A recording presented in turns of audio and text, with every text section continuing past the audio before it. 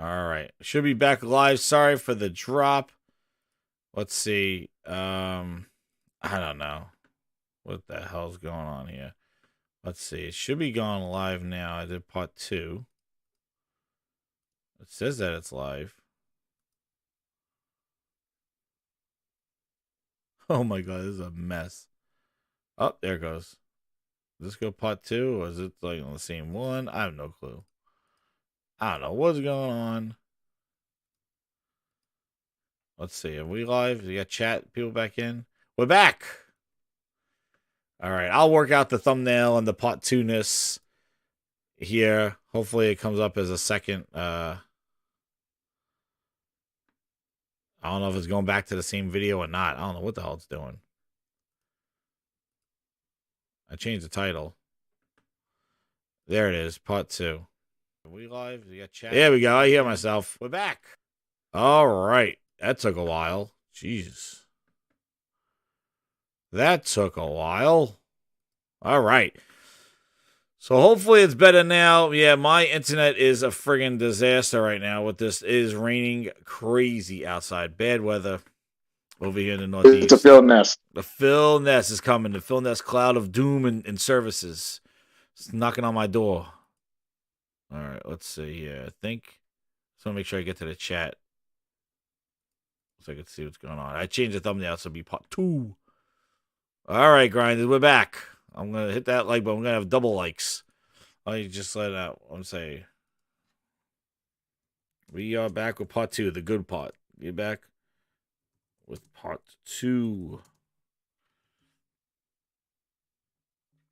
Okay, so just to go to the next topic before like my internet goes wild again. Next topic is the Halo 2 maps. As the grinders get back in here. Here they come, the grinders. Here they come. Guys. The doors open again. Sirens are on. We're back. Back on the hot. You guys are at E3. Yeah, the whole stream went down. We're back. We're back. I do think it's time. I think it's time to hit it. It was one of these. It's one of those nights. Hold on. Okay. Holy Spirit, activate. Oh, no. Holy Spirit, no. Oh, no. activate. Holy Spirit, activate. Activate. Activate. There we go. All right. We're talking Halo 2 maps. Halo 2 maps. Halo Infinite 2 maps. Here they are. 6 months in. Oh, yeah. I forgot the Activision topic. Oh, I forgot that one. Here we go. Where is that one? Actually, you're right. I got lost with that one. Where is it? Where's that evil codec? Yes, the Activision topic. Yeah, so this came through here. Thank you for reminding me, Compost Smurf. No, you didn't miss it. It was like, I was trying to jump back into it to see if this thing works. So hopefully get everybody back in. Hit the share button, hit the like button again. Sorry, you got to hit it twice. So good, you got to hit it twice. But we're dealing with crazy-ass weather here. So, yeah, so here we go with New York Times reporting that Activision Blizzard, the video game maker, said that it'll be sold to Microsoft for $7 billion. It would cooperate with an investigation to whether this is their investors engaged in some insider trading ahead of the deal's announcement. We got that, and then on top of that, they got the evil Bobby Kotick again that today came out, and on Friday, Activision added a line to its main filing about the planned sale to Microsoft, stressing that Microsoft and Kotick haven't discussed nor negotiated his post-merger employment status. Fernando! Yeah. So, the company also added, here we go, this one. The company also added a more detailed version of their November 21 long-range plan projections, broken down by division. Unclear if skipping Call of Duty in 2022 was decided by then. It hadn't launched and underperformed. In 2023, Blizzard jumped on presumably Overwatch 2 and Diablo 4. So crazy, dude. This stuff. Who needs this? Who needs this stuff? But if you remember, we were talking, everybody, we would be talking about the DLC, and I see like, oh, passionate gamers yelling at Jaffe and all this other shit. Do you remember just a couple of weeks ago, everybody was yelling at Senator Warren, telling her that Microsoft is a great place to work? They don't even work there. But they're telling her it's a great place to work. It's fine. Don't worry about it, Senator Warren. You're just a PlayStation fangirl. You forget about all the internet's Destin Laguerre telling them, like, bad take, Senator Warren, bad take. Dude. One of her concerns was the whole handling of Kodak. And, like, what's his ass? He's getting a golden parachute. He's getting paid out. Dude was hit. You can't write this shit in a goddamn Lifetime movie.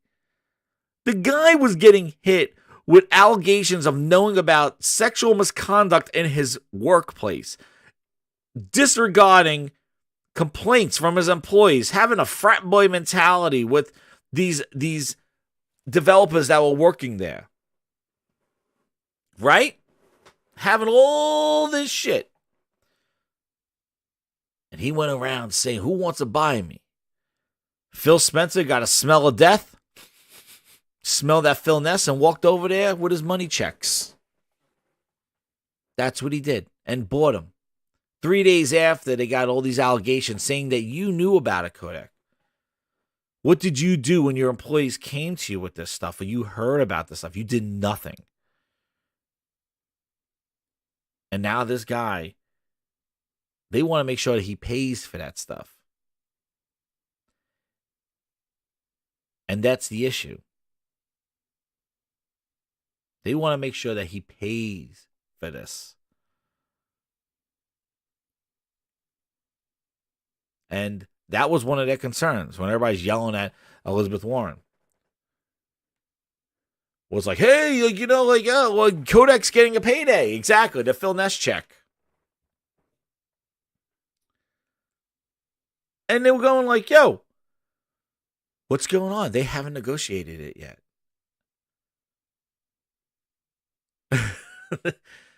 This is the thing. This is such a legality call shit, man. Where is it? I got bronchitis. Ain't nobody got time for that. Ain't nobody got time for that. I got time for this shit. This is a disaster waiting to happen, man. They had all these lines.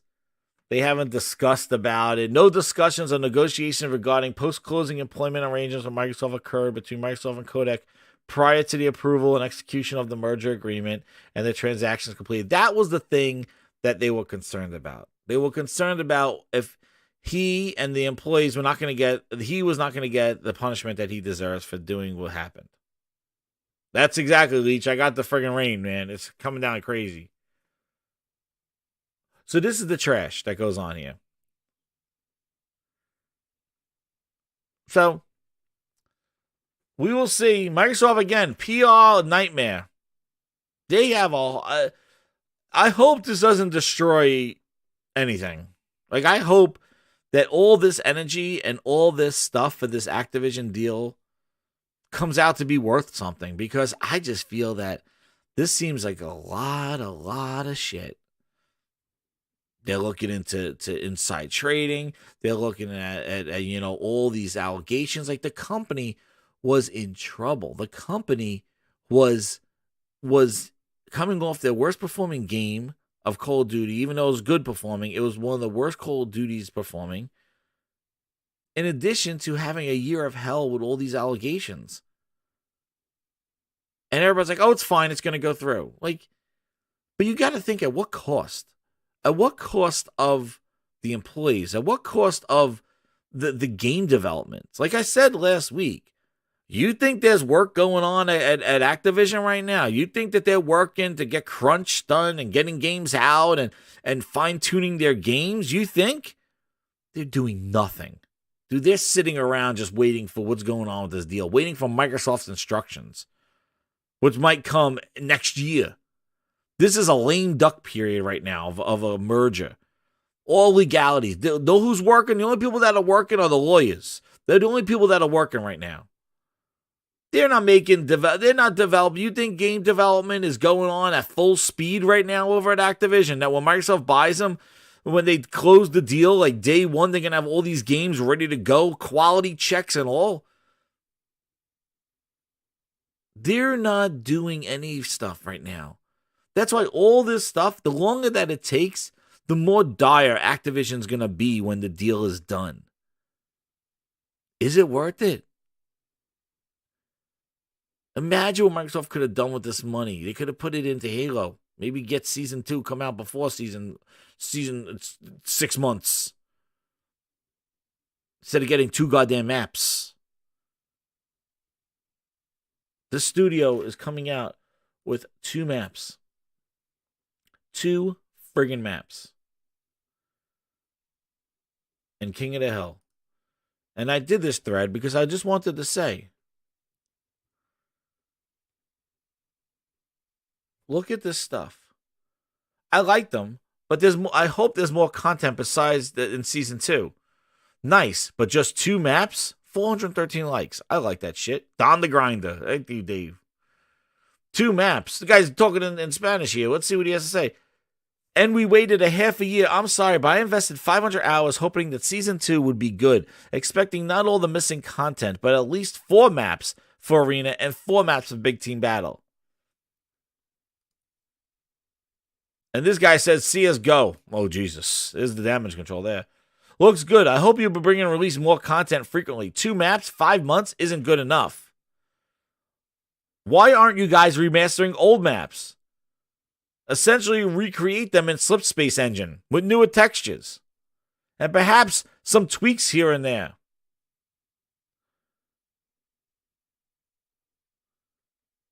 Six months later for 2 maps. Some dude says 10 to 15, you're joking, right? Well, grinders, I come bearing gifts. I come bearing gifts because, see, when you start doing Halo shit, I get triggered. I don't get involved in too much bullshit on Twitter. But when some dude is coming out here going like this, 6 months later for 2 maps, and this guy goes 10 to 15 maps, you're joking, right? You know how long it takes to make these maps for the artwork? We definitely need more maps, but that's not reasonable at all. And here I come, Grindhouse. Halo 5 Guardians launched with 20 maps across both Arena and Warzone, with 15 more maps 6 months, 7 months later in October and June 2016 as free DLC. 35 maps in about 3 more months' time to this shit. But you see the damage control. You see these fools. 10 to 15. It takes so long to make assets. Shut your fucking ass up. Get the fuck out of here. 2 fucking maps. What's up, Link? How you doing, man? What's up? Two maps. Here it is. Look at these fucking maps. Oh, the assets. Where are the fucking assets? Oh, look. It looks like the same fucking shit. No way they capping for that now. Look at this. These are the maps. Here they are. Look. Oh, my. Oh, there it is. Catalyst. Oh, they put a fucking waterfall in. Holy shit. 2 waterfalls. Oh, the assets. This looks like every other fucking map that's in Halo. A Forerunner shiny metal map. Look, they took the Sentinels from the fucking campaign and put them in the background. Holy shit, they're making those assets. Those Sentinels. Dude, Link. This fucking animation of these things, these Sentinels are in the campaign. Wait. Dude, these are in the fucking campaign. They're on the light bridge. Is that DL? Hey, wait, this DLC we talking about, right? Bet your fucking ass. Now this is from fucking DLC. This is fucking DLC. You want to talk about DLC? This DLC. They took the Sentinels from the single player and reused them, and they got them on the background, like on the bottom of the game. This is when you were 6 months.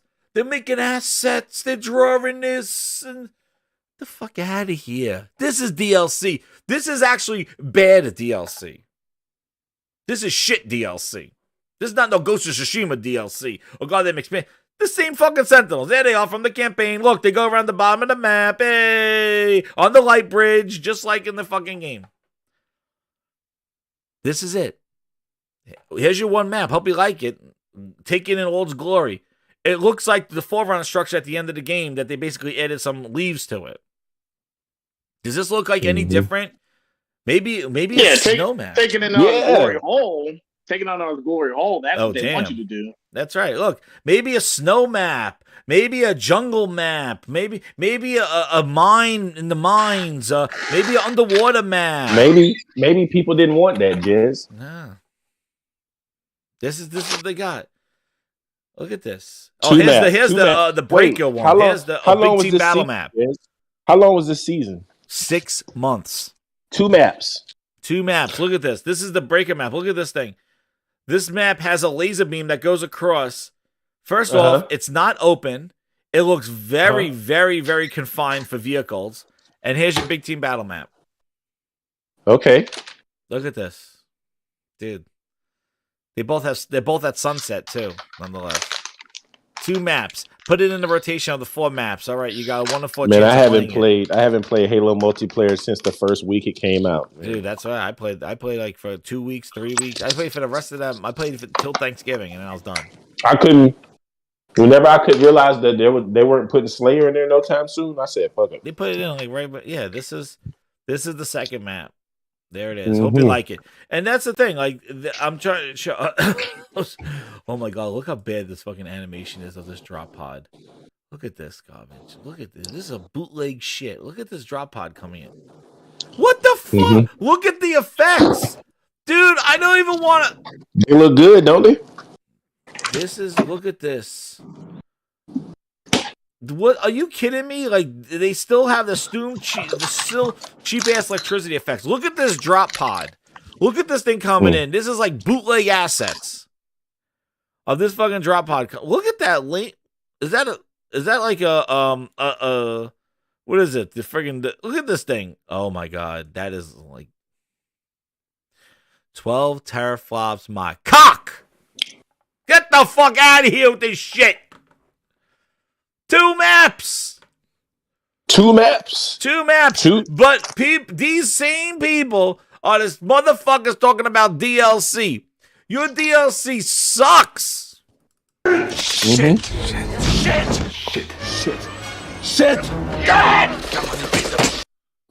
This is shit. 2 maps. Oh, there we go. Who's this?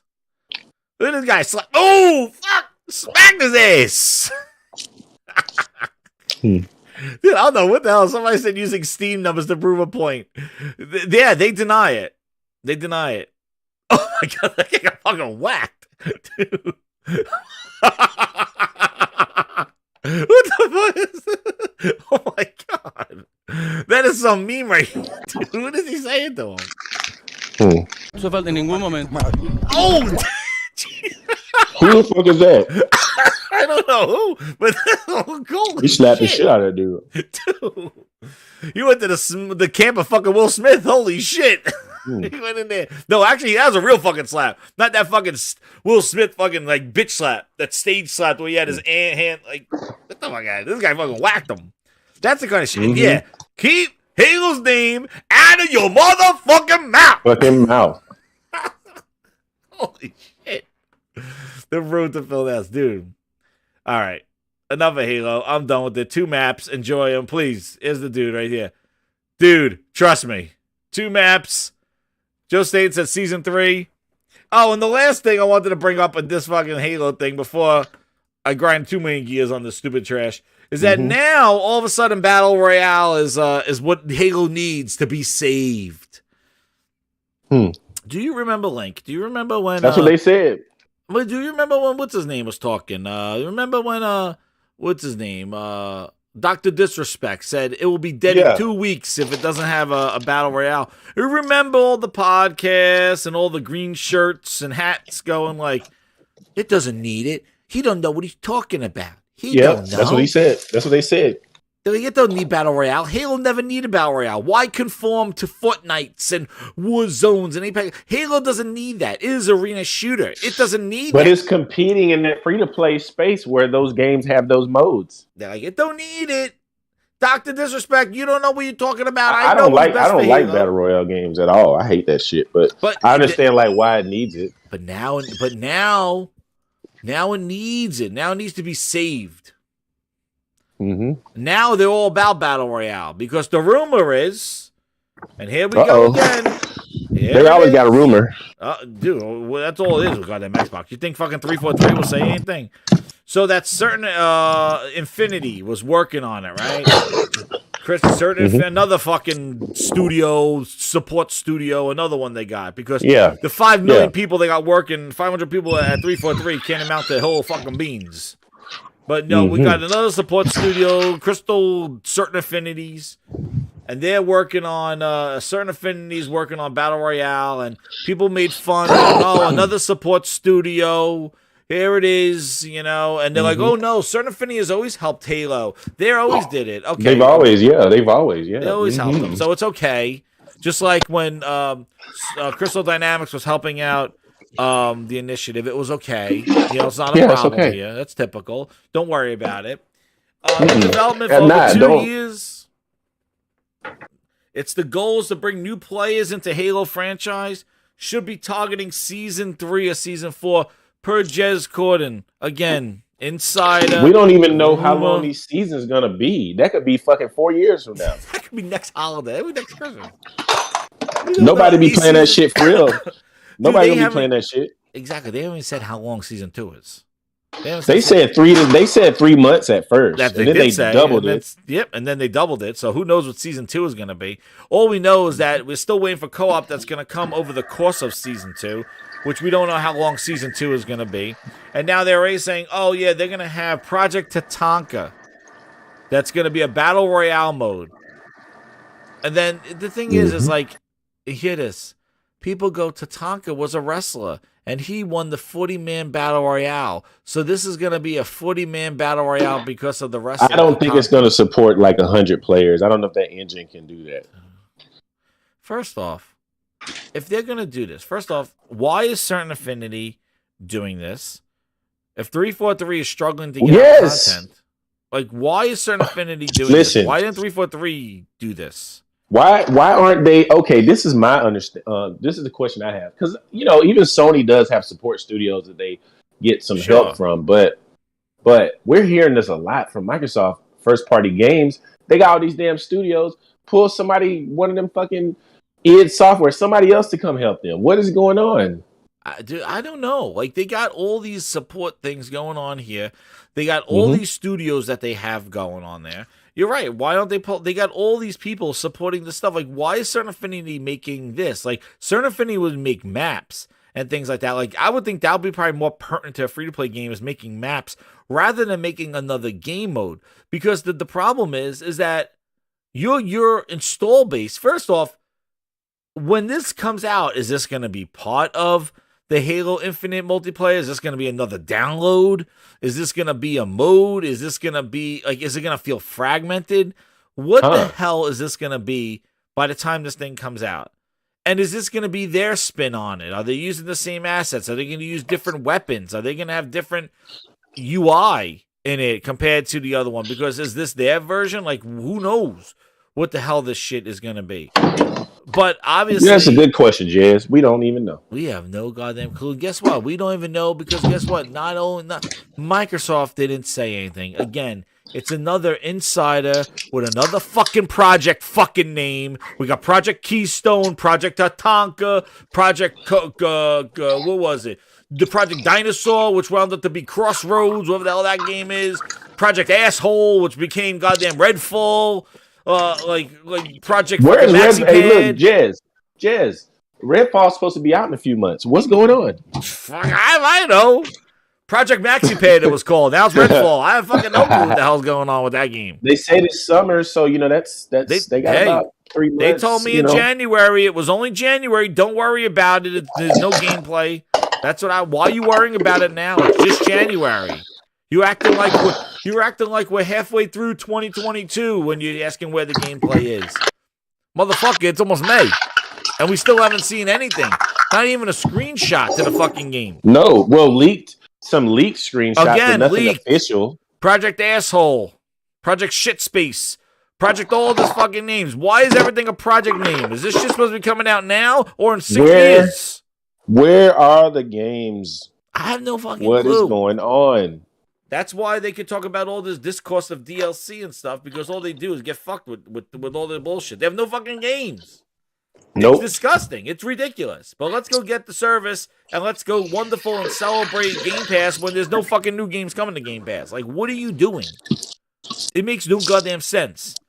We don't know how long the seasons are. How the hell do you have a service game and we are questioning when the seasons are? The only reason why they're giving you a season is because they need to cash money on the fucking Battle Pass. That's the only reason why these seasons would be as long as it's being is if we're getting some substantial content. And it didn't. Right now, that's not the case. It's just another season to sell the Battle Pass. Like, that's it. But, well, again, here's another Project Tatanka that they're going to go run around. Oh, Halo got Project Tatanka in Season 4. Because the thing is, they have to rely on these rumors and speculations because they have nothing else. There's no games. There are no games. So, I mean, you got to sell hope. That's what they're doing, man. They're selling hope. And know what's hilarious? And this is the thing that what goes right into the other thing is that you're selling hope. The thing is like, it's not even Microsoft selling the hope. It's not even Phil doing interviews. It's not even Matt Booty clapping his ass cheeks and kind of signaling certain things. It's none of this shit. All it is, it's these media inside folk that say Game Pass is great, saying I heard this and I heard that. Oh, I heard that, the initiative is doing fine. Don't worry about that. Everybody's fucking leaving. They're doing fine. I heard it's okay. All right, so calm down. Like, it's all the damage control. And the same people that damage control now release project names and talk about all this stuff and automatically jump into Battle Royale. But meanwhile, when Halo needed to be Battle Royale, everybody was saying they don't need it. Halo's going to be fine. It doesn't need it. And meanwhile, now they're seeing Halo numbers drop, even though they'll tell you not to worry about it. That's fine. That's just Steam numbers. They know that nobody's playing fucking Halo right now. They know nobody's really hyped up for Season 2. They know this. Mm-hmm. That's why they need Project Tatanka to come out. Why that news break right now? Yeah, because right before Season 2. Exactly. It's a way to try to get people to power your dreams. Exactly, Carol. Exactly. Power your dreams. Power your fucking dreams. What project? That's all you're going to be doing is dreaming. You're not going to be playing shit. Who so fucking buys a console and then is flooded with project names for the first 2 years?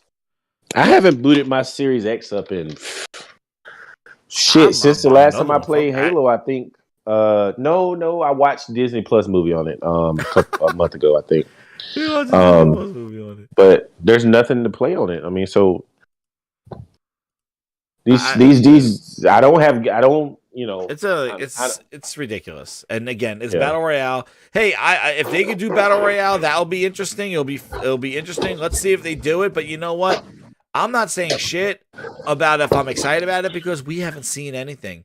And know what's funny is how the hope and promise of something that is not seen exists. Meanwhile, Microsoft is failing the game now as it is. Because I remember when Halo got delayed a year, and everybody's like, oh, it's just for polish. It's going to be great when it comes out. Well, we're 6 months in, and the game is still not ready for prime time. And it had a dead-ass campaign that was fucking boring as hell, and who knows where that DLC is. But in the most successful game in 2018 that looks better than anything we have seen yet from any other competitor in God of War shows gameplay that we're going to fucking critique and say, oh, that's just DLC. Meanwhile, shit that we don't see and we just hear as project names gets the cap. Gets the, oh, this is going to be great.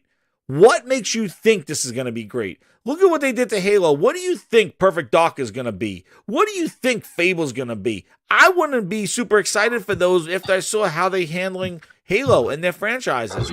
And then tell me that they should buy more publishers and bring back franchises that those publishers didn't even bring back themselves. But Microsoft's going to save the day again. Oh, Spyro the Dragon is coming back. Oh, they're going to save it all. It's all coming out next year, December 2023 in Game Pass. Yeah, my asshole's coming out that year. But this is the fucking bullshit that I don't understand. When you don't see something and you have all this promise, but the actions that they're doing are trash, but you're not acknowledging that. You just go, oh, but I can't wait for the stuff because they know what they're doing. Then God of War shows DLC, and then you get people going like, the God of War shows DLC, they say. And they can critique your gameplay. We saw more of God of War than we have of Redfall. That's supposed to come out in the summertime. We saw Redfall more or of God of War Starfield. Ragnarok and Starfield than what we have seen. Contraband. What the fuck is that game? We've seen more Spider-Man 2 than those games. Exactly. And this is what I don't get. When this whole DLC sequel thing, let me tell you something.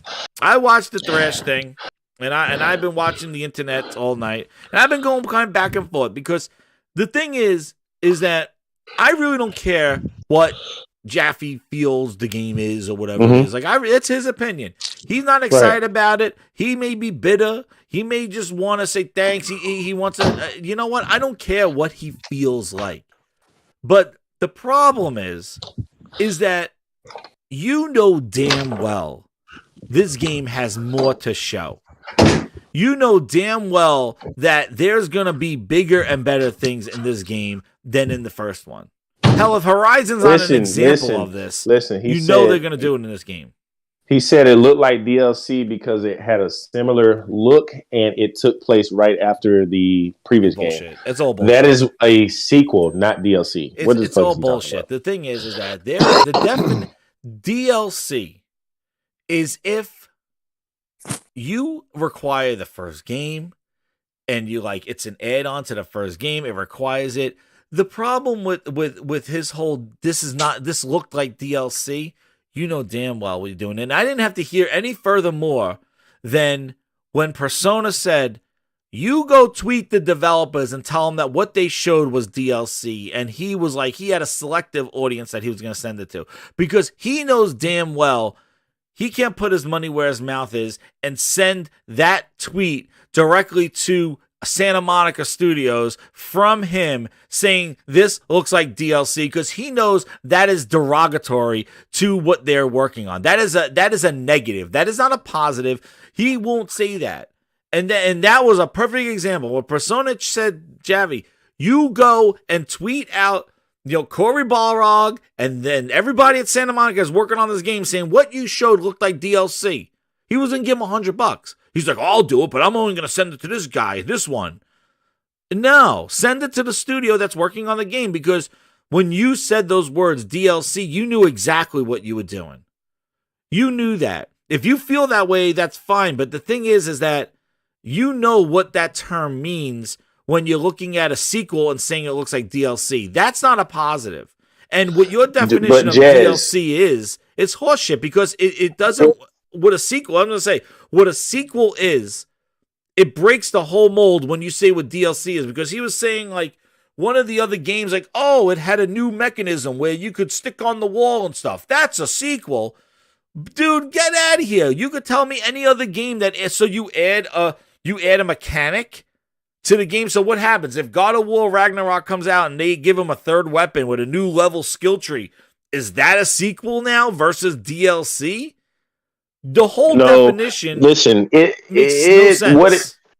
What it's designed to do is those type of comments are designed to downplay the game, to minimize the game. Yeah. These talking points come from a specific group of gamers, or not even gamers, because some of these people don't actually play video games, but a specific group of fans of a particular console.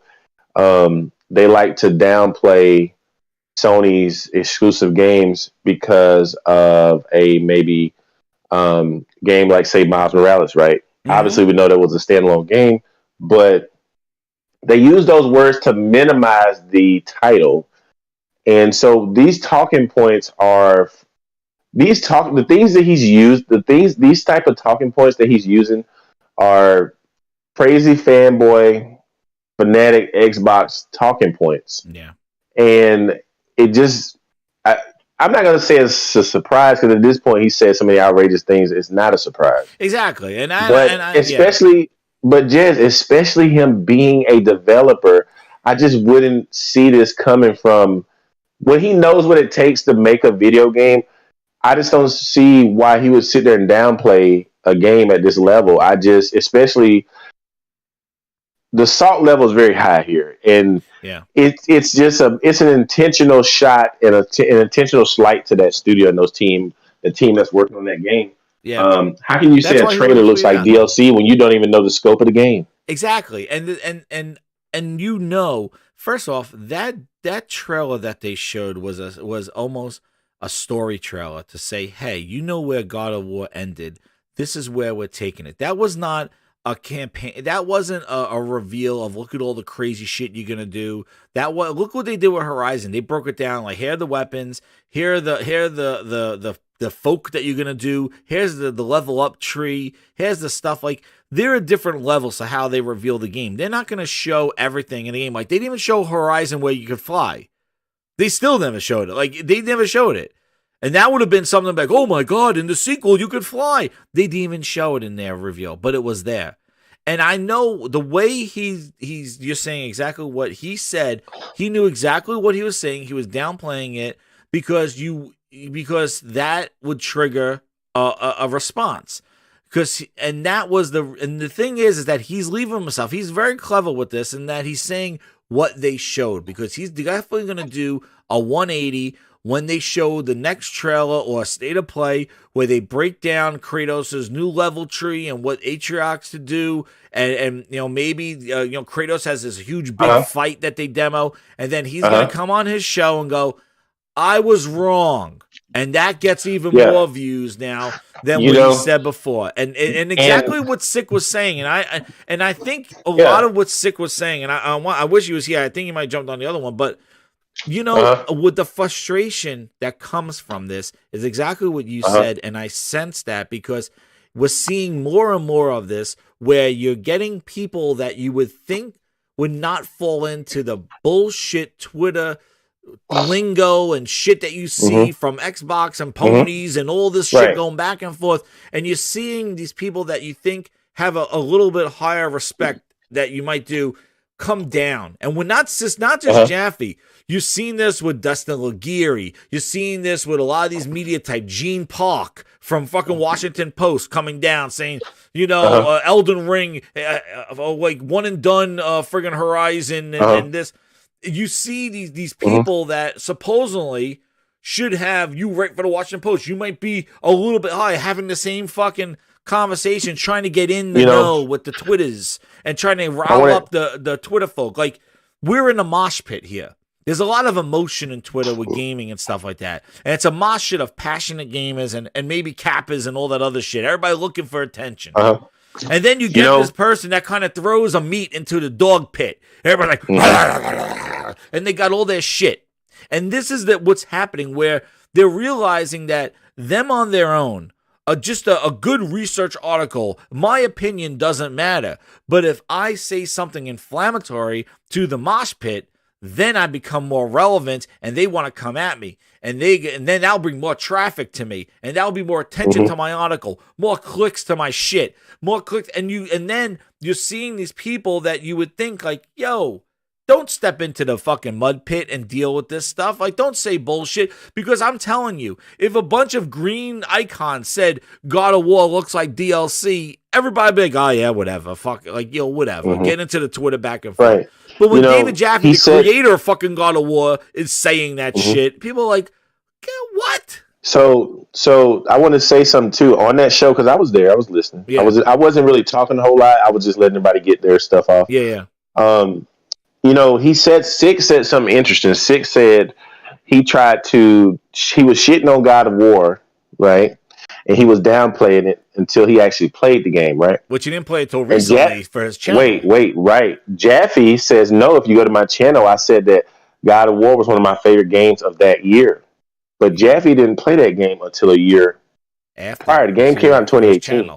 He was on, what he don't realize is, I remember him going on to Zaire's channel several times and shitting on God of War. Oh yeah, yeah. Before he played it. He refused to play it until somebody said you got to play it, and he did it on. He's like, I'm doing it on my stream, and so he's like, oh, I love it. I like it. He might not have really on his channel was talking crap about it, but he did go to other people's channel and shit on that game. Yeah. So he tried to make this little video on Twitter. Forbidden West. He turned it off on his stream. Remember, he said, "Oh, this is boring." He made this little tweet where he took some clips from his YouTube channel by him praising, God of War and some of these other games, but he went to other people's channels and he did shit on this game. So he's being very deceptive.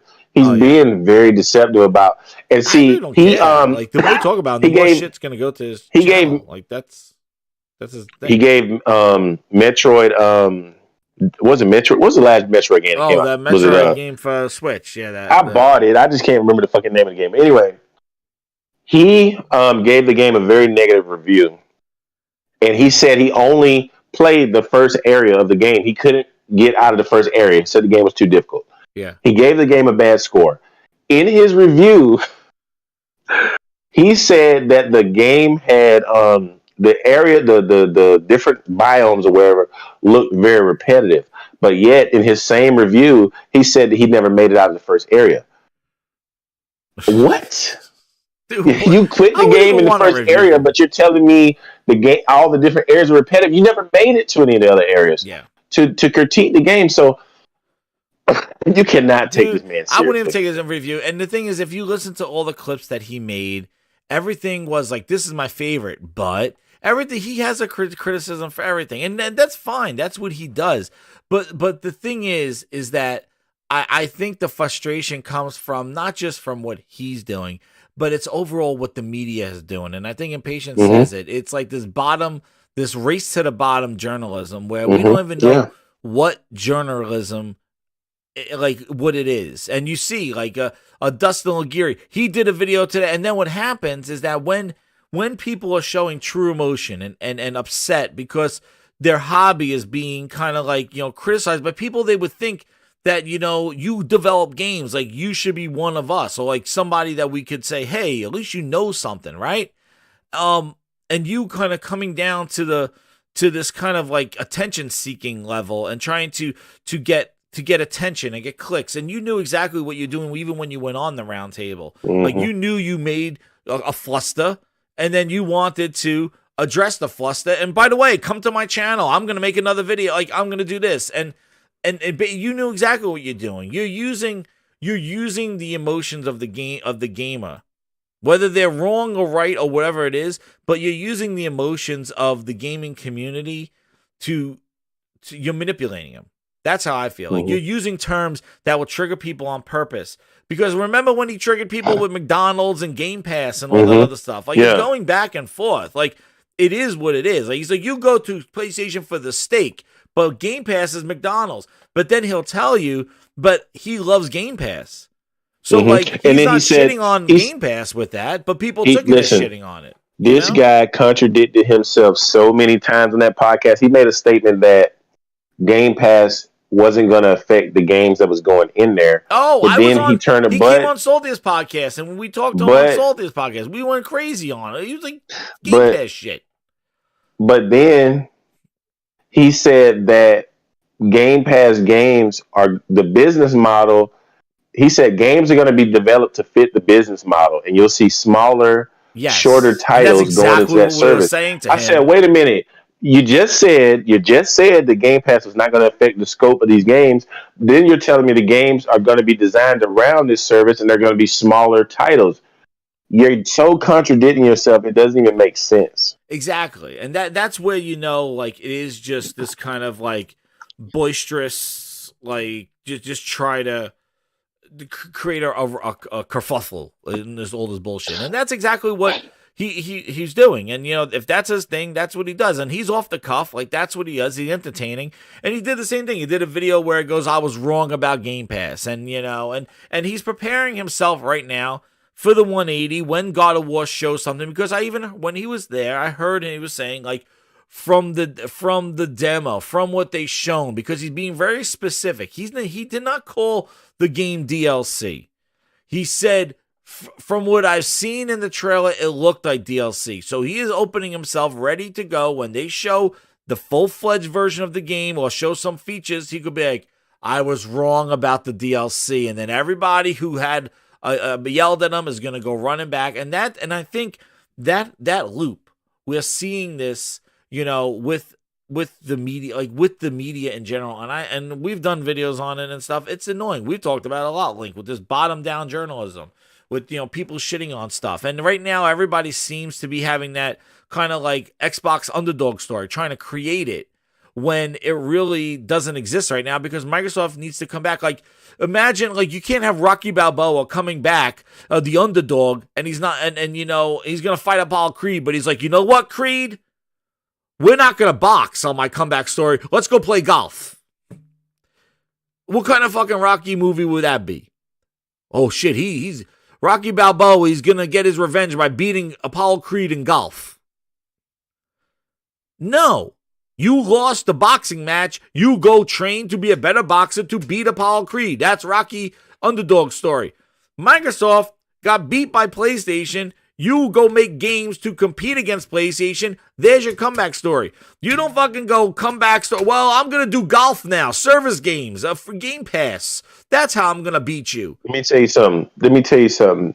I'm beating them in the same game. Sony is not waiting for Microsoft to catch up. No, they're not. They're going to hit with some games this generation that's going to blow people's minds. And I know it because I'm confident in their studios. They have much better hardware to work on. As far as we know, God of War is the last cross-gen title. We don't even know what Naughty Dog is doing right now, but we know whatever it's going to be, it's going to blow our minds, especially visually and narratively. So these elite studios that Sony has is going to hit big with some of these games, and Sony's not slowing down to wait on Microsoft to maybe put out a game in 2 or 3 years. And it's unfortunate, but when you start out at a deficit, when you end at a deficit, you don't start with one. I mean, you got to do something to not even the playing field, but to compete. And right now they're not competing. Yeah. And that's the problem. And nobody would say that, hey, Microsoft. These journalists, these websites, they're not saying it. They're not telling the truth. They're not saying it. They're not saying give them They're time. singing the praises of Game Pass and everything else. They're not telling the truth. Yeah, they're saying, oh, they're winning right now. They're doing good. They're winning. Winning with what? Like, that's the thing. Winning with what? Like, I don't understand how they're winning now. And the game journalists are like, hey, where are the games? Like, even Dustin Laguerre was like, after a while, I was like, oh, I guess gotta make a video of Xbox. Where are the games? Like, I've been capping you for months now. Where are some games? Like, at least he was asking where the games are. But again, it's like, why get Game Pass right this second, right now? And I don't want to turn this into a Game Pass conversation because the whole DLC sequel thing, it's building up to this. And the reason why, when you say this game looked like DLC, and I watched that trailer, people were hyped. If you watch the reaction video, I'm hyped for that trailer because I want to see the fight with Thor. I want to see where this goes. I know that his son is older now. There's even missions you're seeing that he's not with his son. He's doing dog sledding. Winter's coming over there. There's going to be a lot more. I am sure there's going to be bigger epic battles. I'm sure they took the feedback from the goddamn dragon, and I'm sure you're going to be like fighting some crazy shit in the sky.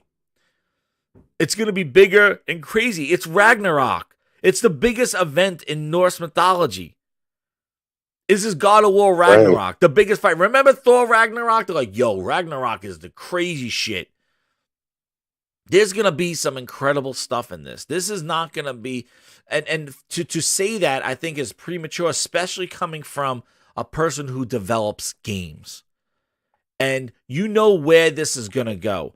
In this world of shame on you for buying a game, it's going to go, well, Sony's asking $60, $70 for God of War Ragnarok, and Jaffe was calling it DLC. See, you're paying $70 for DLC, and it's going to go right into how much it costs. And it's going to go into the shame of nowadays in this stupid-ass video game world, this little world of Twitter, you're shameful for buying a game now. You got to get it through a subscription. You got to, because that's the only way to get a true W is if you didn't pay for the game and got to play it. Like we're fucking bunch of bootleggers.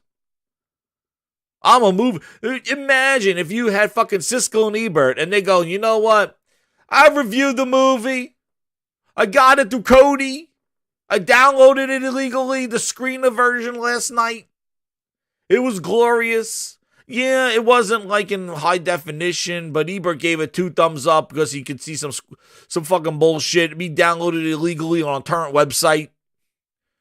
Like, think about it. Like, think about if you have the Academy Awards and the best downloaded movie.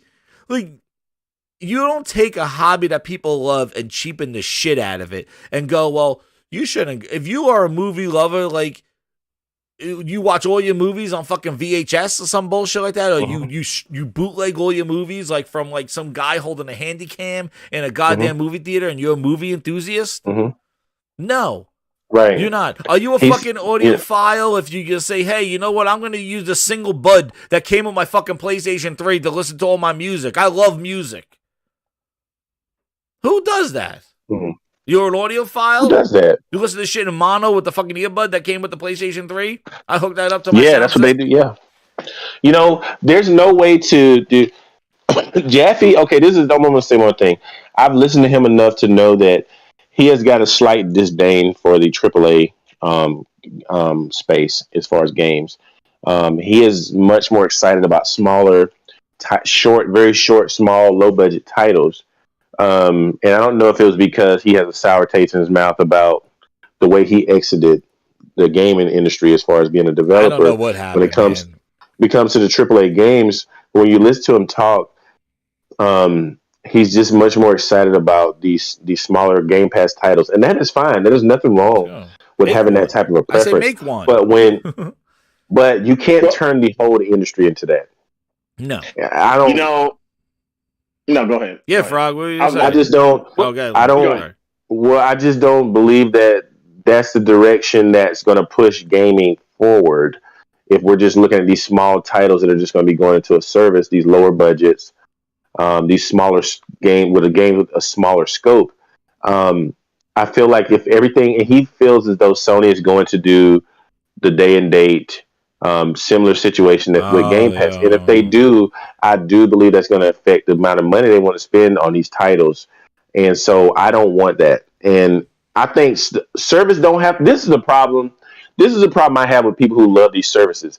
They want these services to be the only option, the only way we get our games. Yeah, that's the There's problem. There's nothing wrong with services if they're supplemental to the main course. Exactly. But if people want, these fanatics want these services to be the only way people consume games. And if it is the only show in town, it is going to affect the quality of the games we're getting. It just is. Companies are not going to spend $200+ million.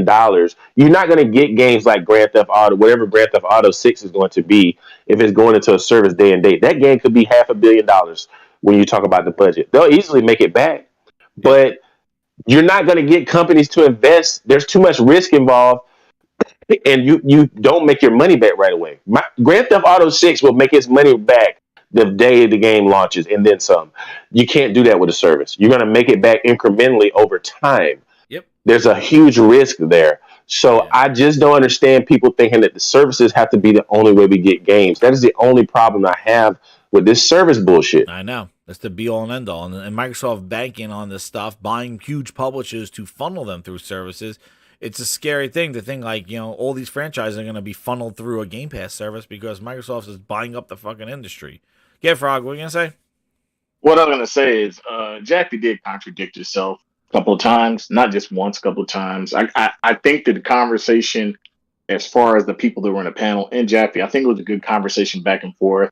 I think Jaffe, I respect what he's done for the industry, because if it wasn't for him, and we wouldn't have got the God of Wars and the Twisted Metals.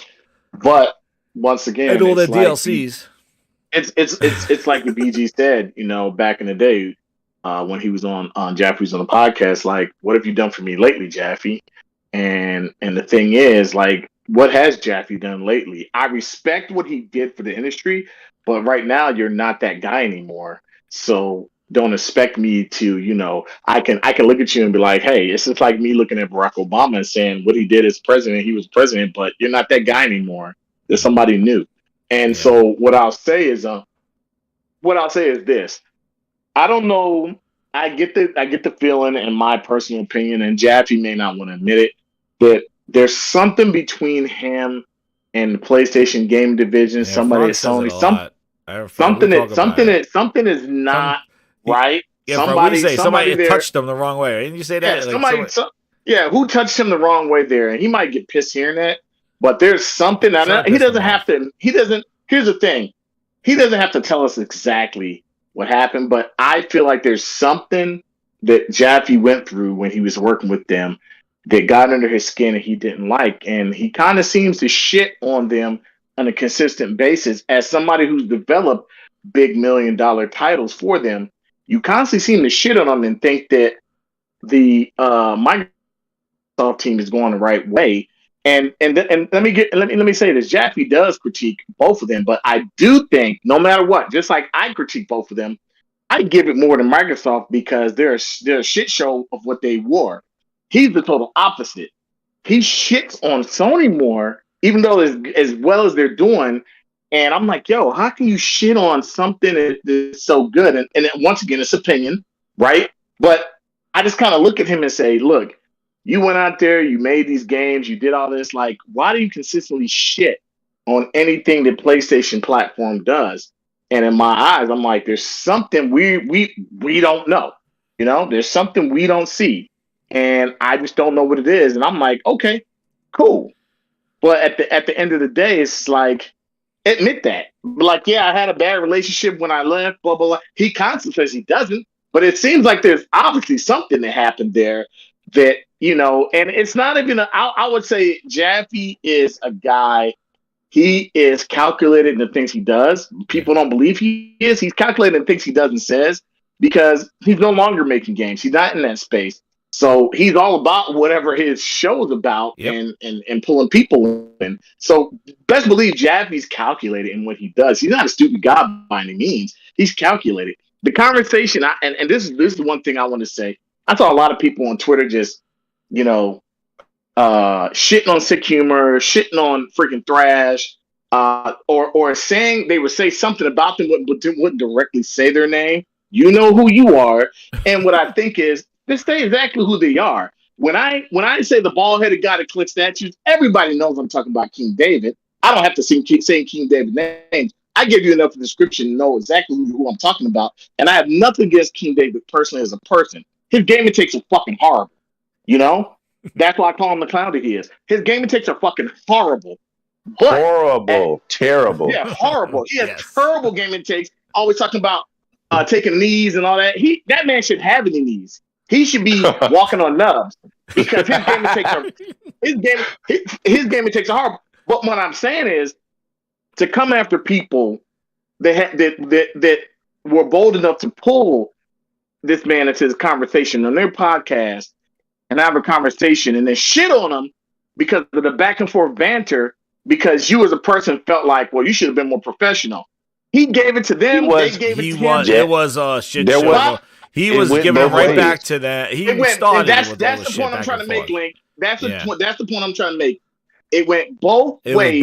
It was fair. It was fair because it went both ways, and there was no harsh feelings at the end of it. A lot of people get it twisted. Jaffe and Sick and Jaffe and freaking Thrash, they've been in conversation before. It's not like they hate each other. Jaffe had a bad take. You saying, hey, this looks like DLC. I'm like, wait, I don't get this. His take was bad. He just don't want to admit it. And what I'll say is, he's looking at it. Sick is just pissed off at the whole situation. What the fuck's going on? Like, because it was on. My whole thing is, And my whole thing is when God of War comes out, and Ragnarok comes out, you said it best, Jazz.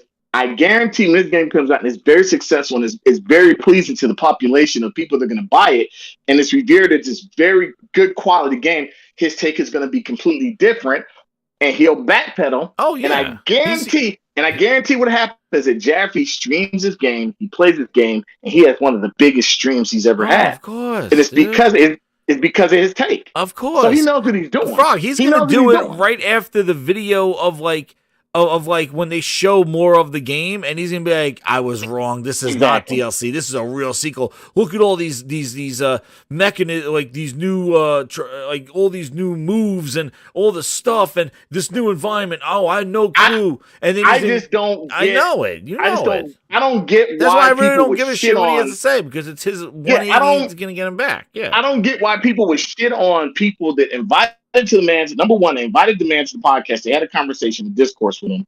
And a lot of times, a lot of them, they basically made him swallow his tongue. Number two, you got people in here that basically not, blatantly and indirectly saying shit to Sick or and I'm not like, hey, champion on a stick of trash. But what I'm saying is, what I think is wrong is you trying to blatantly and indirectly say something about these guys because they hadn't got there and you weren't man enough to put them on your podcast and have the same conversation. At least they did that.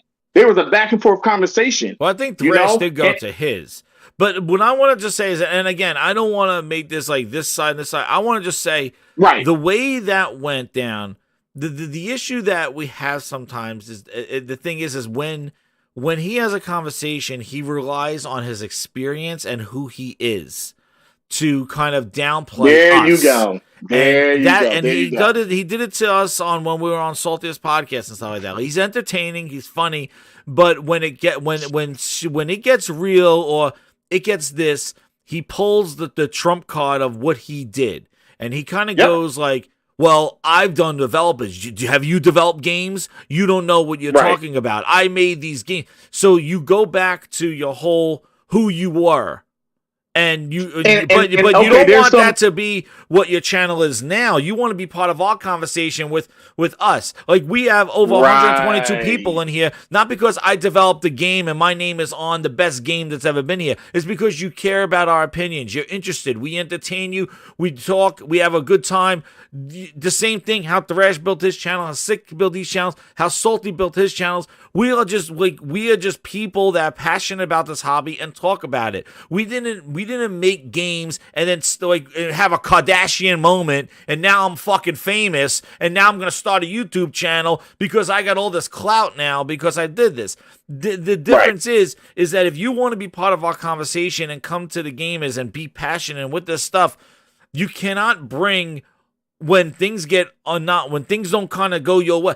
You know who you talking to? Like, I did this, I was this. Like, you don't know shit. You're not educated. You don't know what you want. I made this game. Have you made a game? Have you made this? You can't go around boastfully like that. If you want to talk the talk and say bad takes and people come after you with takes and shit like that, well, then you're going to be treated like a gamer that you supposedly are. But then you can't come in here and have this like, well, when shit's kind of getting back against the wall, now you're going to be, do you know who I am? And that's bullshit because this is what they do. Jaffe with the bullshit and all this stuff and the crumb side. I don't want to say crumb side, but he's with the bullshit and all this stuff just as much everybody is.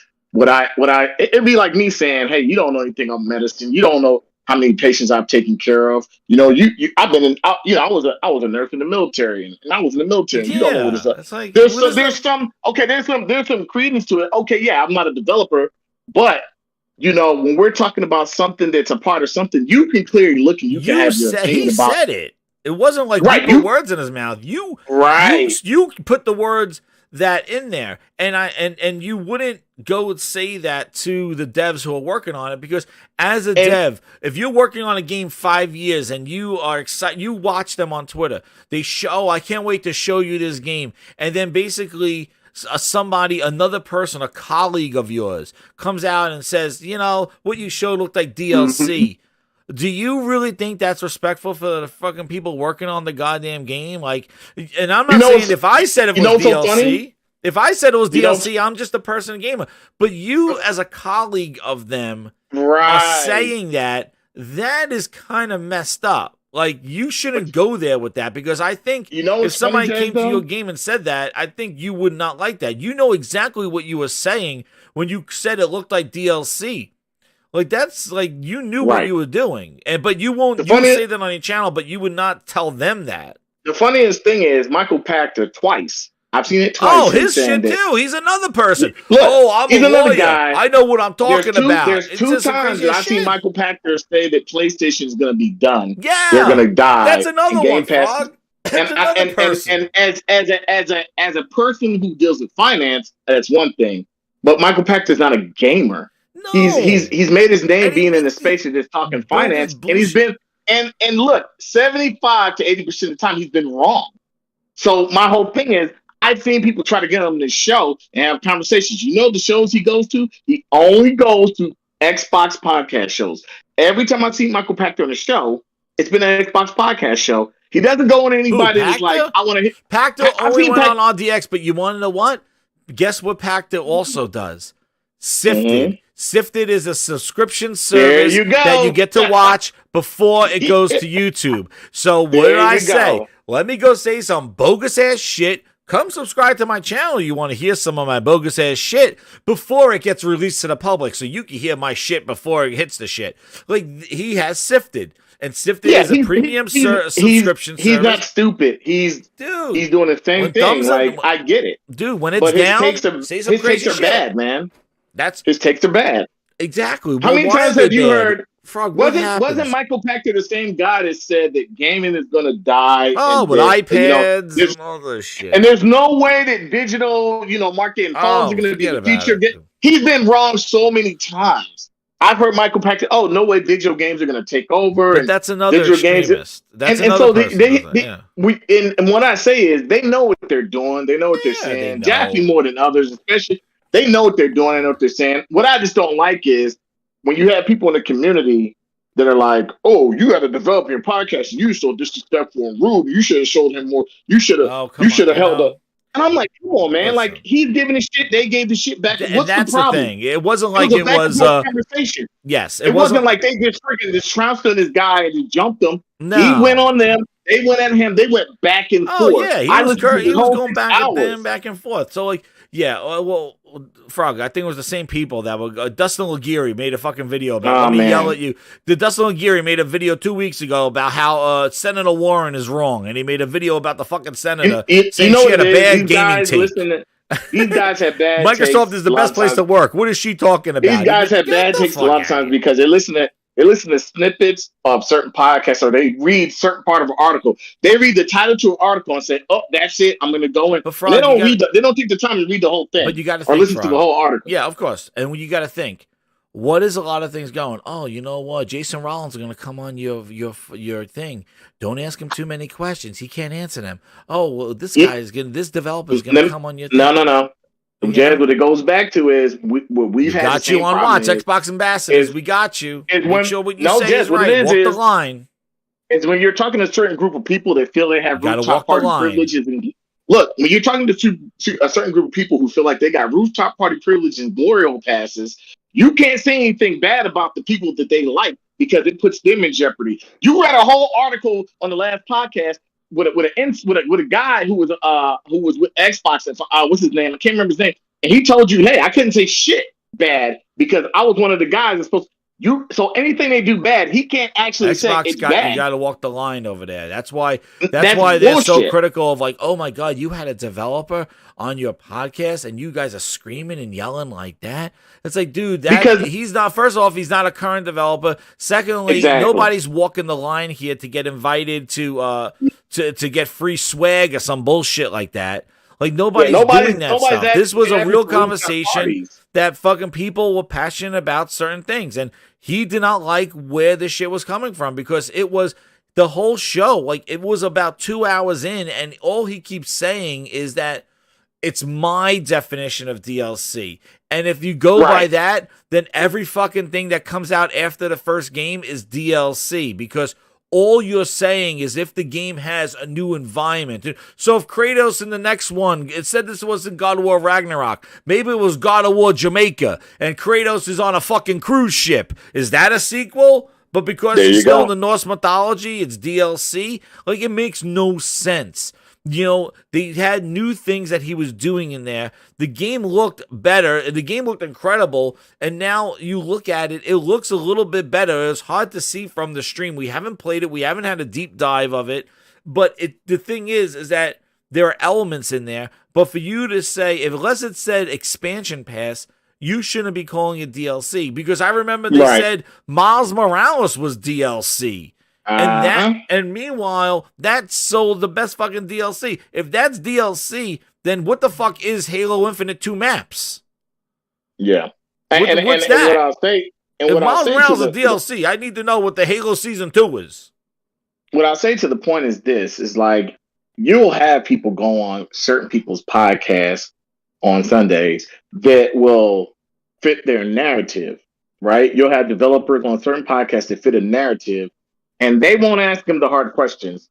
They talk to them like they're sitting there at some E3 and they got these bullshit questions instead of asking the hard questions. There's a way you can ask developers who are currently in the biz who are on your podcast the hard questions and be respectful about it. With Jaffe, that whole thing was just a back and forth conversation between people who disagree with his point. Regardless of him being a developer or not, he's going to play the game as a consumer, just like Sick and everybody else going to play the game as a consumer. And the whole thing is they disagree with his points, and I just totally got it. Jaffe, like I said, I feel like once again, it's like there's something that has been with him and PlayStation, and he just doesn't. He has some sour taste in his mouth, and there's nothing that can make me think anything differently. Just because since he's been doing this YouTube stuff, he's consistently went after PlayStation on a consistent basis, and he does say things about Microsoft here and there. But when it's something PlayStation, he definitely goes hard at them. He goes really hard, and he does the bullshit. He does the same bullshit that Review Tech does. Review Tech does the same bullshit. Exactly. He does the same bullshit. What's that guy's name? I can't remember the guy. The guy with the freaking Review Tech guy. Yeah. The Review Tech, and there's an Asian guy. He does the same thing. He knows what he's doing. Young Ye. Fucking Young Ye. Fucking clickbait shit. Even Dreamcast guy has started doing that shit, and it pisses me off. I don't watch his shit anymore. When he was a smaller YouTuber, I watch his shit. Now I don't watch Dreamcast guy shit because it's all clickbait. All clickbait. There's some guys you can look at, and I name like some of the big three, that all their shit is the same title, and it's clickbait. Sony's done. And it's just a bullshit ass topic, and it's just to pull you in there to watch their bullshit ass video. And I get it. Look, make your money, but I'm not going to be part of that and support you. Yeah. When I watch Jaffe actually go in there and he plays stuff, Jaffe, let me also explain this. As a developer, that's one thing. As a gamer, he sucks ass. Let's just put that out there. And I guarantee Jaffe would agree with me that he sucks ass at gaming. Yes, you got God of War 1 and God of War 2, and you got Twisted Metal Black. You are a fucking horrible gamer, Jaffe. You know it. And you know it because of the shit you play. You play shit games. You play a lot of shit games. You're on Game Pass because a lot of shit is on it. You may find one or two or three. Dude, I remember watching that stream with he plays a lot of shit games. Dude, when he played that stream with Salty and he was all excited about that game. Was it Warhammer, some bullshit that released in Game Pass? Oh my god! And they spent like 20 minutes trying to get the freaking stream going. The other thing too is, and I put this stream up here. A lot of people are going, it looks like DLC, and everybody's using the graphical looks. Remember that God of War 2018 was an incredible looking game. And now this is a cross-gen game. Remember that this game looks like DLC because it doesn't look that much better than this one. And the thing is if you look at this, people going by looks. But when he said what DLC is, and he's like, oh well, if they have this mechanism and this gameplay and this traversal and all the system and this thing, and they showed dog sledding and shit like that. But where do you cut the line off? Like I said, if he says all of a sudden that he is like, hey, I'm in the Bahamas right now, as Kratos, is that going to be DLC or is that going to be a true sequel because you changed the environment? And what this story is. I think. Yeah. No, I was gonna say real quick. I think a lot of people also mistake a lot of people don't have any personal thing against Rich or Dreamcast guy or Yang Ye or Jaffe. They just think they have bad fucking takes. They really do have bad takes. And there's nothing wrong with telling a person they have bad. Well, it's your opinion. There's nothing wrong with saying, yo, you got really bad takes. Why does it matter if, you say to somebody, hey, your takes are really bad? I just don't get it. I just don't get it. It's not insulting. It's just it is what it is. Like No, it's not insulting. It is what it is. And my thing is that if you make a comment like that and you're trying to get on shows to defend this comment, you know, the thing is that you're gonna get people that really don't agree with you and are gonna say that. And you know, you turn a shot? It is what it is. Like that was a show. That's what the roundtable is. And you know, shout out to those guys for what they do there.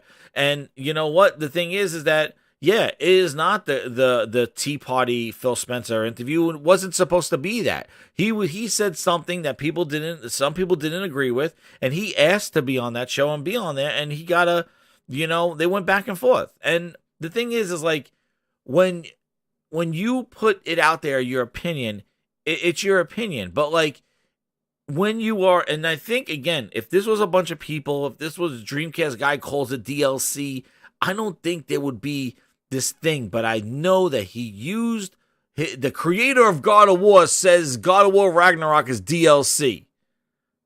Dude, the fucking title writes itself for clickbait. The creator of God of War calls Ragnarok trailer DLC. Dude. Oh yeah, that's the point. And I guarantee, and he knows that. What do you want to bet? I bet money somebody in that studio, because he's still in the know, so he knows people. I guarantee somebody in the know has called him and talked to him or sent him a message. Really, Jaffe? Really? And he's sitting there like, probably the guy that was going to tweet at, going, you know what, man, I'm going to send you this tweet, but you know, I'll just fucking. And I know, I know, and I don't give a shit what he does with his channel. And I think what Jaffe doesn't understand is we don't take anything away from him. Let me ask you. Enough with him and his bullshit channel, because I don't care what he does channel, because I know he's gonna do the 180. I was wrong about God of War, and everybody's gonna be like, oh, yeah, we already know. We already know. Stuff. So I don't give a shit what he does with his channel. But what I'm gonna say is, well, what this whole DLC sequel thing? Fuck the Jaffe and all the other shit. This DLC sequel thing. What do you think is DLC versus a sequel? DLC is something like we got in Ghost of Tsushima. We got solidified DLC. It was added to the game. Now that had new mechanisms and the whole multiplayer. That's not a sequel, it right? That's DLC. It did, but it wasn't. But it was something you could not. If I'm not mistaken, you can't play on. You could not play it on its own. You had to have the game to own it to play it. I think whereas Miles Morales is a direct. You know, it's something different. Like you didn't have to own Spider-Man to play Miles Morales. There are very few games that do that, where they separate something, you know, and say, oh, well, this is because, you know, if you buy something technically, in a sense, it's like, I mean, look at Halo for all intents and purposes. You know, could we say that the multiplayer is DLC, or is it part of the game? People treat it like it was its own separate entity, and I think that was wrong. You know, it was technically part of the game, because, you know, there was stuff in there that you did in the single player story that transferred over to the multiplayer. So it was part of the same universe. They should have scored it all in one, but a lot of reviewers didn't do that. They gave the multiplayer's own review, and they gave the story mode's own review, and then some of them put it together. Like, what's DLC? What's not? You know, and so at the end of the day, I think it's clear what DLC is. You know, Ghost of Tsushima had multiplayer, that was DLC. They added Iki Island, that was DLC. They added more stuff to multiplayer, that was all DLC. Well, what about for like Lost Legacy and Frozen Wilds? Lost Legacy was its own thing. That was its own game, but that wasn't a sequel. That was a spin-off. It wasn't a sequel. It was its own spin-off thing. It was sitting there by itself. Yeah. Yes, the multiplayer was the same in Lost Legacy and Uncharted 4. But you didn't have to own Uncharted 4 to get Lost Legacy. No. You couldn't get Lost Legacy. So what I'm saying, you know, it was its own thing, and that technically people would say, oh, that's DLC. It wasn't DLC. It was its own thing. Like, if I still needed Uncharted 4 to play, look, let me tell you. That's exactly what I think it is. I agree totally with you. That's exactly when you go play the last Tomb Raider game.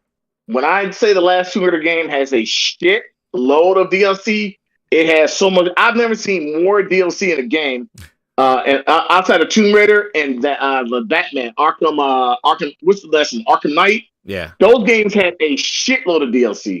The only way you can get that shit is by owning the game. And it wasn't something standalone. Yep. And so my whole point is like, that's exactly. You can tell. I agree totally with you. Yep. You obviously can tell Jaffe knows what he's doing. Because we know what DLC is. It's content for a game. It's if it requires the game and it's additional content and requires the game, then it's considered downloadable content. But if it's its own thing, it could be a spin-off, it could be a sequel. Like, what about that game? What is it? The Borderlands game. That's not a Tiny sequel. That's not a sequel. That's and DLC. It's not DLC. It's its own thing.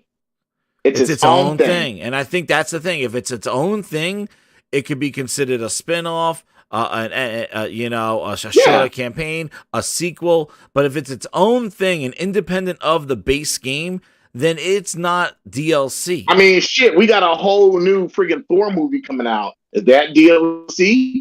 Yeah. I mean, that's why the definition did not work with what he was saying. Like, see, the thing is that, when he was saying, like, well, if you add a new mechanism or if you add this, like, that's why everybody's like, well, he's trying to change the definition. Yes, and that's what triggered a lot of people because he wasn't admitting what we all know. A DLC is an addition to a base game. It's addition to the main release. It's like this. I'm gonna give you a good example. People do this all the time. They try to change definitions of things, like the word phobia. To fit why he's not talking outrageous. No, I'll give you something that's simple. The word phobia. People all know, if you know what you know, if you know what a phobia is, a phobia and is a fear. If you look at the definition of it, it's an extreme fear or an irrational fear of something. So when people say somebody is homophobic, and then they say, well, that it doesn't mean you fear. It's you hate people if you're homophobic. No bullshit, because phobia is a fear. So if that, by all means, if you're trying to say that somebody's homophobic, you're saying they have a fear of people that are homosexuals. Bullshit. Then you see people on Twitter saying, well, homophobia doesn't mean that. It means if you're a homophobic, it means you have a hate for somebody. So all of a sudden we can just change the definition to something bullshit. It is what it is. Now, DDP brings up a good point. What's standalone DLC? What do we have as standalone DLC? What are some examples of that? Standalone DLC. Oh, I got a good one for you. Back in the day, standalone DLC is freaking what's the name of that game? Sony game. It's the guy. It was made by, I want to say. Was it made by? No, it wasn't. Was it Insomniac? It's the guy with all the powers, Nathan Cole. Blood of Truth. Infamous. Blood of the thing. The vampire one. The vampire one. That was standalone DLC. I mean, it was so part it was of the a shorter expansion. And what is the definition of standalone DLC? And this is the thing: a shorter expansion. Maybe a spin-off. Like, you could even say that, that was Lost Legacy. DLC. Infamous. Yep. Well, you can say Lost Legacy was standalone DLC. Because when you say that, you know that it's going to be cheaper. It is going to be a spin-off or an expansion of the base thing. And that's basically what it is. But when you have a game that's a sequel, that's been 4 years in the making, and that maybe it started as DLC, and now they're like, you know what? Let's just turn this into a full-blown sequel. Because I think they even said that. They're like, you know what? Because they never had DLC for God of War. Like the other realm. And also, too, the way the game ended, and also the other realms that we never visited, you were like, well, wait a second. Well, are those going to be DLC realms? Like, it was kind of set up for DLC, thinking that they would add another realm and some missions as an expansion. Festival of Blood. That's what it was called. Festival of Blood. That's what it was. Yep. Yeah. Festival of Blood. Sucker Punch. There you go. Yeah, but good game. And that's the thing. In a sense, it was standalone DLC. God of War could have used DLC in the sense that they could have did that. And I think maybe they were building out a world or building out a realm, and they said, you know what? This was going to be DLC, but let's turn it. Cole McGrath. I'm sorry, I said Nathan Cole. I'm thinking Nathan Cole McGrath. But Nathan Cole but when McGrath. they said that this is a sequel, God of War Ragnarok is a sequel to the game, like, you can't say what I saw looked like DLC. And that's the thing. Like, they did not say that this is a short, because again, it's going to turn around what the words that you define it as. If you define something as DLC, let me think. The Last of Us Left Behind, was that standalone DLC? That was technically standalone. yes. No, that was yes. Well, it was No, wait, standalone you DLC needed when the the base PS4 game version for it. came out. No, the PS4 version came out. You could buy it separately. Yes. On the PS3, well, yeah, it they was part turned of it into the standalone game. DLC. Yeah. Right, it turned into standalone DLC. Right. Exactly. But the thing is that if Shout they out define it as to an Tool Man for expansion putting that one DLC, in the chat. what is the major difference between DLC and a sequel? Mm-hmm. What is one of the big things that stands out? Price. I think DLC requires the main game to be installed. But also I think that where this is going is that this will be, well, Sony's asking $60, $70 for DLC for God of War. And that's the narrative that would go with this bullshit.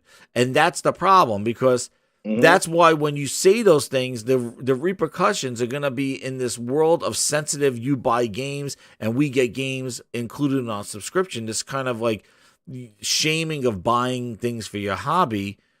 This whole like it's DLC fits into that because it's going to turn right into the price narrative again. This goes back to the thing that I think they asked Jaffe, and Jaffe admitted it. They said, because he talked about PlayStation and they talked about different things, and they talked about day one stuff in the past. It wasn't good. Thrash said no, it wasn't good in his opinion, and Jaffe was like, well, they still got day one, and it was like, what good day one? And he admitted, he said, look, you're right, they don't have any good day one. And Jaffe's whole thing is that, like a lot of Xbox people, his minds, when they 3 years from now, when they get there, if they can get the ball rolling and they can have a game come out every 2 or 3 months. No, every 2 or 3 months, it's going to change the narrative. Jaffe know it won't if they can't grow their user base. If they keep pushing the same narrative they're pushing now, how's that user base grow? Exactly. And for how quickly Microsoft shuts down shit, like, I don't want to trust them to say 3 years of nothing and then you're going to get something incredible. Like, the longer it goes in this drought, the more head scratching you're going to say, like, yo, are they really going to release this stuff? Or is this was all just to buy time for them to do something completely different and just turn on some cloud switches and be multi-platform? Like, this might be all them just biding time to the real goal of them just being like, dude, fuck Xbox. We're just doing, if you want to buy it, but we are multi-platform. Everything's like, I don't know. Like, is this all biding time? Because the thing is that, like, for them, the way they are with Mixer, like, somebody be like, yo, trust me, Mixer's going to be awesome. I'm going to get my Embers. But they shut that shit down. Danny in the chat put another game in there, Assassin's Creed Freedom Cry. That was standalone DLC, and it was DLC. Yeah. Because if you had the main game, you had to have that main game to play it, and then later they made it standalone DLC. So there's been a list of prime examples of stuff that could have used, but God of War is a bad example. But those were defined as DLC by the developer. The developer's like, this is standalone DLC expansions. This is a standalone mission for DLC. This is a spin-off. Right. This is DLC.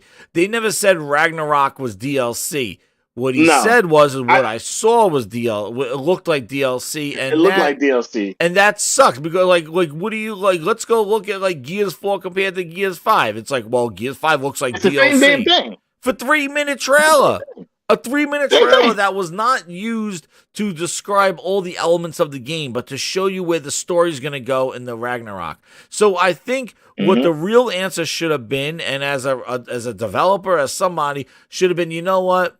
I may have prematurely reacted to this thing. I think we need to wait to see more to see what this game really is to be. And I think that's where both sides just need to just come together and just kind of shut the door and agree to, like, you know what? Here's another good one, Jazz. Jumping to conclusions. At least we're seeing fucking gameplay. But you're kind of like jumping to we have not seen enough yet to declare whatever you think that is. You can say I'm not impressed, but don't start saying that it's fucking this because you know what you're doing. Infamous First Light was another game that was standalone DLC in a way because you didn't need to own Infamous Second Son to get it, but it directly, when you played Infamous First Light and you played Infamous Second Son, they directly correlated with each other. So you got more story from Infamous Second Son when you got First Light. So even though it was standalone and you didn't necessarily need to play Infamous Second Son, if you didn't play both games, you might have been lost. You may wait because I think Nathan Cole's in. I think he's in that one. I don't know what the guy's name is in Infamous Second Son. I think that might be Nathan Cole. I'm thinking of. Anyway, the bottom line is there's different things, and I agree with somebody that DDP said Jaffe and a lot of people, not just Jaffe, they want Game Pass to work really bad, and it wouldn't. It would. I do think that you have a lot of people who want Game Pass to work, really bad. But I think the way that you have the Xbox Game Studios and the way they're going about it, I don't see that thing turning numbers or really making number one turning numbers, making a profit, and it's just another wait and see. Like it's, I don't understand. it's something that should be a secondary thing. It shouldn't be your primary way of thinking. And I think don't that's where this whole it's wrong. Making conclusions based off of something we haven't seen yet, and I think when God of War gets and I'll be happy that they show God of War. And the thing is like this is the kind of shit that sucks because like if you were a PR person and you go show your game and Microsoft's not showing any of their games. Like they showed Craig and they got laughed out of the goddamn world and with goddamn Craig. But like you look and they go, hey, we just showed this God of War trailer. Oh, the reaction saying that it looks like DLC. You know what's gonna happen? They're gonna go fuck your gameplay. They're gonna go fuck your announcements. We'll show you later when we're ready to show more of it.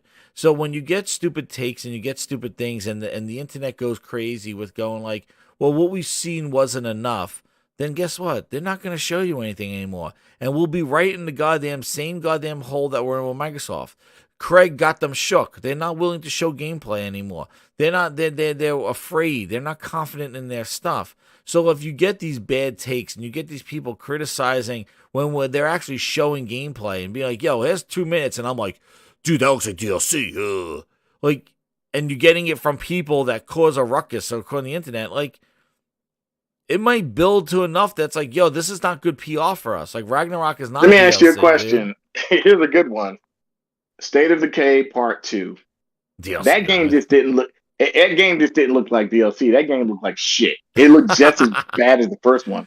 That's a new category, a new expansion. So my whole thing is like there's certain games. You can't go based by what it looks like to say it's DLC or not. We got Crackdown 3, and Crackdown 3 technically should have been Crackdown 2. Crackdown 2 should have never existed. Like imagine if Miles Morales Frog was just Spider-Man in a Miles Morales costume. Like, Here's your DLC. No, that game had all new mechanics. It had a whole new storyline. Dude, like that was like DLC. That game was I would say a spin-off.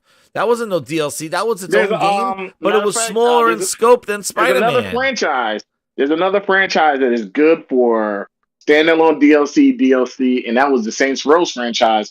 They were good for giving you DLC, and then it would become standalone. They gave you that get out of and hell. Borderlands does a big expansions, but they don't do. And Borderlands does the same thing. They do baby expansions, and it's technically like there's a lot of games that do it. Like okay, we got me and you played. Was it Far Cry? I want to say 5. I can't even remember what number one. And we played like that mission on the planet Mars or whatever. Yep. And that was DLC. Yo, those were like campaign things. Yeah, exactly. Yeah, and those were like they could have been their own little thing, and they could have charged you. They could have charged you. My personal opinion, they could have said, "Here's $4.99. Get the standalone thing for Far Cry." Yeah. I think they have a bad.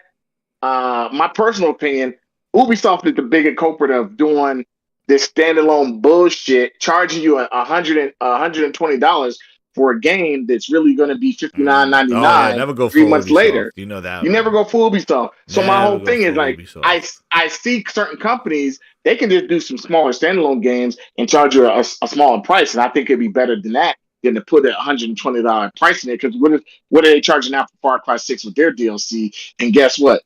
That DLC is I think $24 now for they're like and guess what? When I see guys from Far Cry 4, 5, and 3, 4, and 5. They got the villains from 3, 4, and 5 on the DLC, and I'm like, yo, why don't you just give me this as a standalone game? Yeah, you're making it because I can't play that by itself. I have to own Far Cry 6, but so Ubisoft knows what they're doing. That's how you say that's DLC, and why you charge me for something that could typically be standalone, and it could be $19 or $15, and I can just buy that on its own. Let me play that. I don't even want the whole game. I mean, let alone the next Far Cry 7 game. So my whole thing is, at the end of the day, we know what DLC is versus the sequel or the next iteration of a game. We do know that. Jaffe and a lot of these guys, they're not stupid. They're calculated. They try to do what they want, or they try to say things to get the community riled up. Well, I think coming from him as a developer, it made it more disingenuous to say things something like that. And because I think that's where you're that kind of emotion. He's a developer. He knows better. You know, he definitely knows better. So when you say something like that, it's like, yo, wait, you're a developer and you want to tell us how much you did to the industry and $1 million games, $100 million games. Well, you should already fucking know that your comment was bullshit. Yeah, tell Gordon Ramsay when he serves you his beef Wellington. Oh, that's the side dish. Oh, what is that? Is that the decorations? Like, where's the main meal? And you know what? You don't tell a chef that his main dish is a side dish. That's what I think. Godzilla, somebody said that. Jazz, this is the same bullshit we get with like Puddlegate. Oh, I saw the puddles and it's a downgrade and the game comes out. And you're like, exactly. You actually start looking like, damn, the game actually looks better than sometimes you see it. Ubisoft is the only studio that creates shit that looks like trash. And then when you see what they showed you, you're like, yo, that was a downgrade. Ubisoft creates it's a downgrade to a downgrade. Yo, shout out to Keith J. No, he goes far. He said State of Disarray 2. Laugh his ass off. Oh, my God. That game was horrible. My whole thing is like, they got a sequel coming for it, or DLC, the third one. Dude, it's the same thing when people say a downgrade. When they start talking about downgrade, and you get the game, you're like, and the developer is like, nah, ain't no downgrade. The developers themselves tell you ain't no downgrade, but you got Puddlegate going. You know? And I'm like, yo, we're talking about puddles now? Like, what are we really doing here? Like, at the end of the day, did the game move you? Did what you play? Apparently, like Link said, Jaffy didn't play God of War day one like most people did. No, you would have thought as a developer, as someone who created that franchise, you would want to see what your baby became. Obviously, you're kind of salty because you're like, fuck it. A year or two later, I'll play it. Yeah, I'm sure some stuff. But yeah, you know what? I know this is part 2 of the stream, but we're gonna have tons of more content coming to this channel, and gonna be PAX East, baby. So get those PAX emojis going, VIP grinders. But we're gonna wrap this up tonight. I want to definitely thank everybody for their fortitude in coming back to the stream. We got back 123 people coming back to the stream after we had about 160, 170, and then we lost them, and then we got them back. But I want to thank everybody for coming back and listening to the show. We had to do part 2. Sorry, the rain stopped right now. That's why it's been smooth now. But I want to thank everybody for bearing with the technical difficulties. But I'm going to be streaming live over at PAX East. There'll be more content coming here. Yo, man. And we'll be getting there. Maybe I'll even get a hotel podcast going. Let's see if my cousins want to be on that thing. Stay away from those rooftop parties. Because you know what's going to lead Dude, I'm going to rooftop parties. Woo! I'm going to be up there. I'm going to come back. Rooftop parties. Dude, I'm coming back from PAX East. I'm going to come back on the show and I'm like, Frog, Game Pass is great. Game Pass saved my family. If you tell me that when you come back from PAX, that means that you went to the second floor, last off on the left, and there was a glory hole waiting for you in there. Fucking Phil Ness, green dick sticking out the door. Oh shit, boys. Yep. That's exactly what's gonna happen. I'll come back with Frog. He's like, when you go in there, you know the guy who you know who gives you mints and sprays you with cologne after, and you throw him a couple of $1 or something. He's standing at the sink waiting for you. He's gonna spray the Phil Ness. Phil Spencer's standing there waiting for you. He tells you specifically. That's right. He says, Jazz, I've been listening to your podcast. Second stall from the left. I get sprayed with the Phil Ness. I'm gonna come back with PAX East like Frog. The Phil Spencer, such a nice. And then I'm gonna be there. Major Nelson, he gave me one of his flower shirts. He signed my ass. No, Major Nelson, German phobic ass is not gonna be there. Dude, I'm gonna go to a rooftop party, man. I'm gonna stream the podcast from the rooftop party at PAX East and say, guys, it's everything that we dreamed it could be. Game Pass is great. Game Pass is gonna save the families. And I'm gonna come down like a fucking They Live and just be like zoned out, be like, Game Pass is great. You got the glasses on and everything. Frog, it told me to walk the line.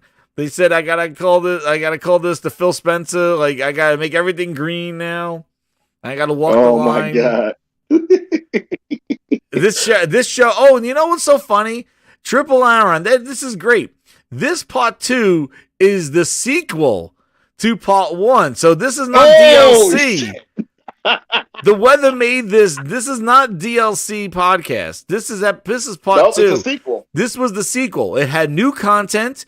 It had new things from all of us. So this was new voices, new opinions, new topics. So this is the sequel to this. So catch the ad in between. Next thing you know, you're gonna have Jaffe coming out talking about it's the remix. Oh shit, he's gonna tell me that this show is DLC to my first show. I'm like, oh shit. Somebody said if you get Phil Ness, I'm subscribing. I'm gonna come back.